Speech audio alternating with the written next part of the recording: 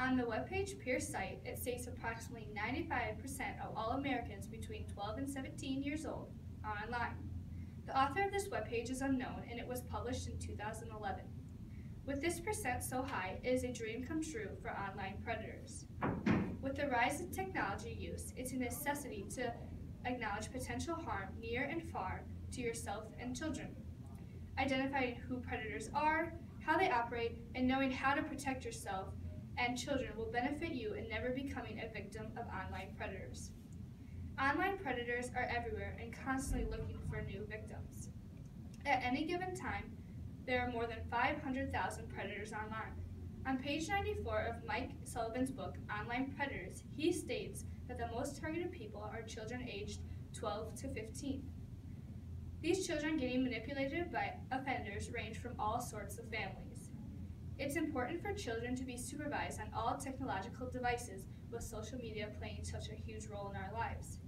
On the webpage Sudbury Patch, it states 70% of children become friends with someone on social media, regardless of knowing who they are. The author is Victoria Kemp, and it was published on March 12, 2012. Things to look for when accepting friends are mutual friends, pictures of the friender, and the city they live in.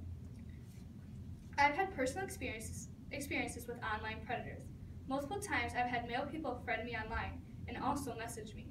Online predators can happen to anyone, and most think it cannot happen to me. On 60 Minutes, as a setup, a 22-year-old contacted multiple 12 to 14-year-olds, asking them where they lived. Parents of the girls said that their daughters would not let this 22-year-old in, and most of them were wrong. You may be asking yourself how predators connect with others.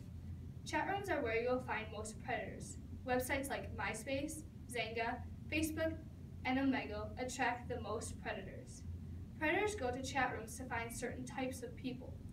The most victimized people are those with low self-esteem, emotionally weak, gullible, and lonely. Statistics show that the more you talk about predators with children, the more they will understand the threat of connecting with predators. The threat of predators will always be out there, so it's important to learn to protect yourself. Many different ways to protect yourself from these monsters include blocking and monitoring child's devices. Protecting yourself and children from predators can be extremely beneficial. First thing to do is block websites that have chat rooms, which could expose children to predators. Another statistic shows that parents can protect children by monitoring what they post, who they talk to, and also what websites they have been on. These are the signs.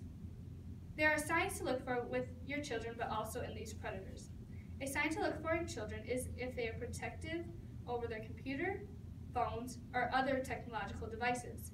Signs to look for in predators are if they ask weird or abnormal questions. A sign could be asking your name, age, gender, or where you live. Another sign is they will agree with almost everything you say because they want to gain your trust. Learning to protect yourself and children will start by distinguishing who predators are, how they work, and knowing the different ways to protect yourself. With this knowledge, you will work against you or your child ever being a victim of predators. Make sure that you or your child are never a statistic of online predators.